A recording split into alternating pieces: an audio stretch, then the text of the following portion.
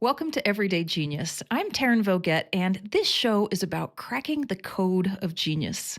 On this first solo episode of Everyday Genius, we're kicking things off by asking a big question, which is what is genius really?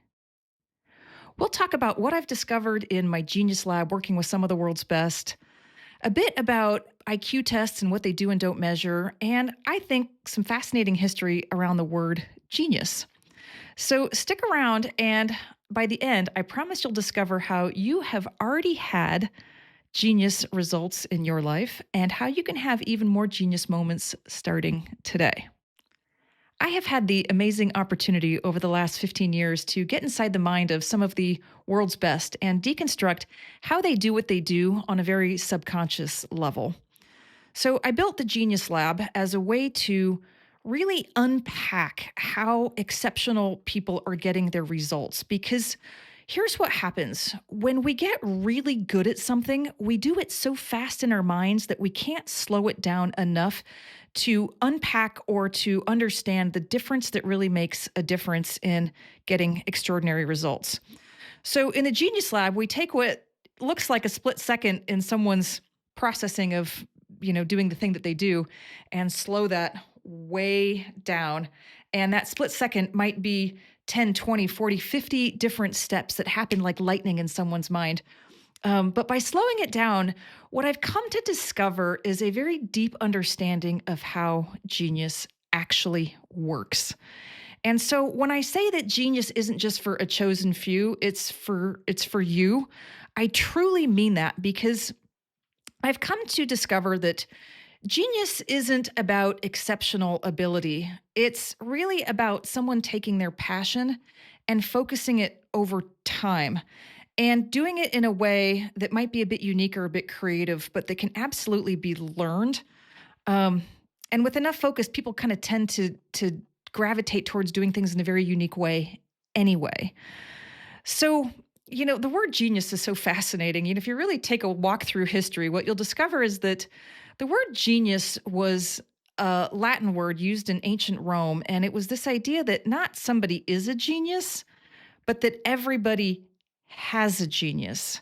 And it was this idea that there was like an attending spirit or a guardian spirit that was inspiring someone to do what they loved doing, kind of like everybody had an inner muse. And um, that is the origin of the word genius. Everybody had a genius. And then over the centuries, the word changed and it became linked to natural ability and then exceptional natural ability. And now it's like we put these people on a pedestal and think, oh God, that person's a genius. They're, one in a billion and they're just born that way and I could never achieve that. And look at how special they are. And while that is true, the word changed from everybody has a genius to he or she is a genius. Um, and I think that genius is really back to what I said earlier about focus over time, using passion as the fuel. And so, what I would offer is actually an evolved definition of the word genius rather than genius being a noun, like he is a genius or she is a genius. I believe that genius is better described as a verb. Now, follow me along here for a minute. But before I actually dive into genius as a verb, meaning like you are geniusing, let's ask a really interesting question, which is at what point on someone's journey are they a genius? Ponder that for a minute. So let's say, take somebody, Steve Jobs. At what point on the journey was he considered a genius? When he was in elementary school, when he was in college, when he had his first hit, when he had his first flop, when he got fired from Apple, later on when he came back? Like, at what point would you say he was a genius? Now, hard to say. Now, let's take somebody like a Van Gogh. Vincent van Gogh sold one painting in his life, and most people thought his painting was absolutely hideous. It was just not recognized for what it was at the time. He only became a quote unquote genius after he died. So, at what point on his journey was he a genius? Was he a genius the whole time and just nobody saw it? Was he only a genius when somebody recognized his work? And there are literally thousands of examples of people who were not recognized in the moment for their brilliance, were recognized after they died, or they're in the early process and they're just not being seen right now, but maybe they will, maybe they won't down the road. So it's an interesting question of like, at what point is somebody a genius? Because I don't think that's actually the right way to think about it. And back to genius being a verb, I believe that we are all geniusing, meaning we're all at some level of the journey of becoming the most brilliant version of ourselves. Now, whether we're just at the beginning and we're learning and we're mastering, or we're in the middle and we're getting more repeatedly good results, or we've achieved some level of mastery where, it looks incredible, or often that kind of what you might call a genius level is where things become kind of innovative. We've kind of gone beyond mastery into mastery plus innovation. All of those are geniusing. They're just doing it at different levels because the process that I've come to discover in my genius lab is the same no matter what level that you're at. So you're already geniusing. And what does that even mean? Well, genius is about three things coming together. It's about passion, strategy, and channeling. And so let's take each one of those and kind of break it down. Passion is this idea, maybe you could take it back to, the ancient Romans, where it's like that thing inside you that you love doing. It's that thing that kind of guides you forward, or it's kind of like your muse. You love doing it. Now, a lot of us have a lot of passions, and our passion may change over time. And that's all part of it. But let's say we have a passion to do something, and just argument's sake, let's say we've made it a career, right? And by the way, not all passions are careers. Lots of them are hobbies or fun things we do or creative expressions that we have just because we love doing it. But in this case, let's talk about it as a career. So we've got a passion that we really love. And because we love it, we want to get better at it. And so we improve over time, and it's because it brings us joy to do so. We love getting better. It brings us delight to take it to the next level. But passion is really the fuel around genius and getting exceptional results at anything. And that passion is so important because it's like an animating force inside of us, and it lights us up, that sense of excitement, that sense of love, that sense of joy, doing what we kind of came here to do in a way. So I believe that the fundamental principle or foundational element of genius is passion.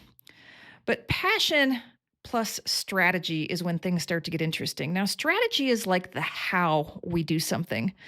How do you go about doing that thing? Now, I've had incredible people come through my genius labs, whether it is a wine taster, copywriters, animal communicators, shamans, preachers, CEOs. I mean, it's really interesting to me to see how no matter what discipline someone's in, the strategy to get better at the thing is so important for getting good or achieving exceptional results. And so strategy has a bunch of elements that I've noticed to it. And in each one of those elements, we'll do a deep dive in upcoming podcast shows here where we'll break each one down. But let's just, for purposes right now, say that strategy is the how. How does somebody do it? And what are kind of the patterns within that? And then the last element, actually, one more point on strategy, which is strategy gets better over time. It's like when you're first learning something, it takes a lot of focus to do the basics. And then once you master the basics, you kind of move those to the subconscious processing, and you take it to the next level and master that, and then take it to the next level and the next level and the next level.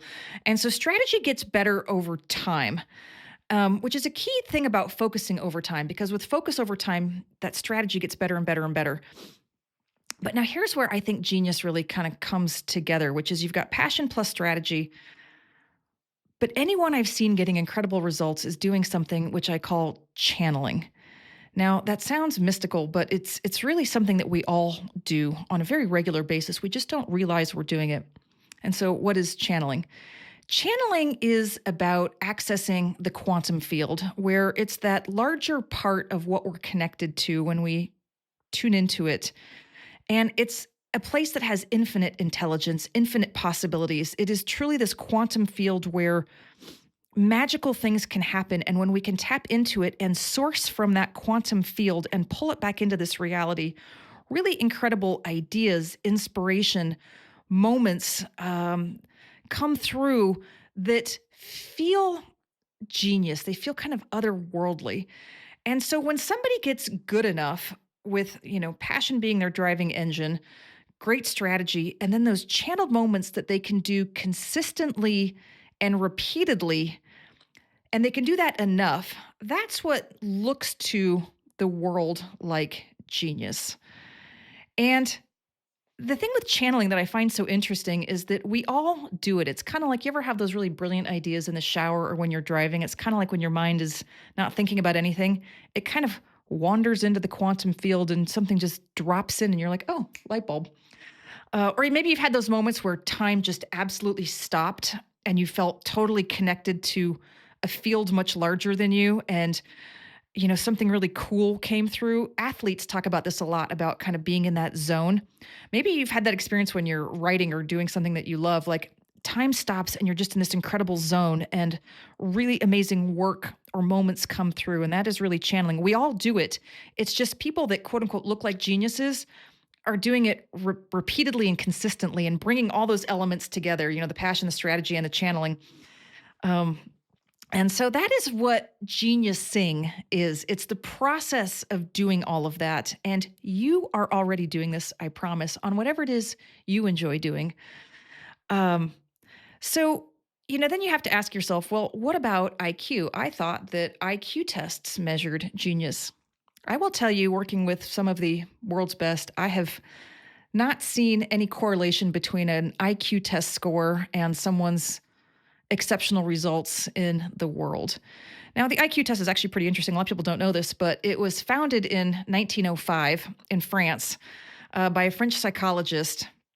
And he was tasked with creating kind of the first standardized test in the French school system to identify which students were struggling or needed more help. And it tested basic, like super basic things like problem solving, memory, and reasoning skills. It wasn't really scored with like levels. That didn't come until about 10 years later when this guy from Stanford sort of tweaked the test and then introduced these scoring levels. And anybody that scored above, I think at the time it was a 140, was a quote unquote genius. But here's the funny thing that literally nobody knows, that only lasted like 10 years. Because in the 1920s, the psychologists that were working on the test realized that the test didn't really test real world things like creativity or imagination or perseverance or grit or all of the things that go into creating something extraordinary. And so they dropped the term genius from the test. And so for, I don't know, over 100 years now, the genius level isn't even the highest level on the test. It's called something like very exceptional. So, yet, things persist and people think, oh, there's a genius level on the IQ test. No, there's actually not. Now, the other funny thing that people think of is that Einstein scored really high on the IQ test. But here's a fun fact. Einstein never took the IQ test. So people think what he might have scored is, the number that's thrown out there, but he never took the test. Another really fun fact about IQ test is Richard Feynman, who maybe you know, is considered probably one of the world's most brilliant physicists. He took a version of the IQ test in high school, and I think he scored something like a 125, which is above average, but not like at the highest level at all. And it was very kind of, again, above average, but not crazy brilliant score. And yet he went on to be this incredible, I think by anyone's standards, genius in his field. And so I believe that genius is a lot more than a test. And I actually think the test is not a great way for anyone to measure their worth, because here's what I've noticed that happens is that people think, oh, am I a genius? Let me take a test and find out. And then they score average, below average, slightly above average, but not quote unquote the highest level or the genius level, which again doesn't even exist. And then they make all these decisions about themselves like, well, maybe I'm not brilliant. Maybe I can't do something extraordinary. Maybe I'm not a genius. And so I would just love to rip that up and throw it away, because nothing could be further than the truth. Back to what I was saying earlier, genius is about focus over time and getting better and tapping into the quantum field. It really has nothing to do with the things the IQ test measures, which is like patterns and logic. Now, there are people that are very good at thinking in that way, and those people that think in that way can often go on to do some really great things in like math and sciences and other fields, but it is by no means any measure of genius. Now, like, and I love to ask people this, like, how would you take someone that can create miracles, healing miracles with clients, like this shaman I had in my genius lab? And how would you even measure that on an IQ test? And I would argue that is genius. Or a wine taster that can take any wine in the world and deconstruct it and tell you exactly where it's from, what the quality is, the age, all the things. Like, can you measure that on an IQ test? And you go through every single discipline, Michelangelo. I mean, what if he took an IQ test and scored below average? Was he any less of a genius? So I am, as you can tell, not a big fan of the IQ test, not because it doesn't measure some things, but it measures a very specific way of thinking that I don't think is tied to geniusing. So that's my opinion on IQ tests. Now, that's a lot for our first episode. But what I want to leave you with is this idea that you are already geniusing. You're at some level on your journey to genius. And we all have the ability to take our passion and create something really extraordinary and bring through really incredible results. So, on the next episode, we are going to do a deep dive into passion and talk really deeply about where does it come from, what is it, why is it important, and what are the magical things that happen when you tap into your own passion. So, subscribe to join this channel and get notified of when the next episode drops. As always, reach out to me with questions, ideas, guests you might like to see, and I look forward to continuing our conversation about your genius on the next episode.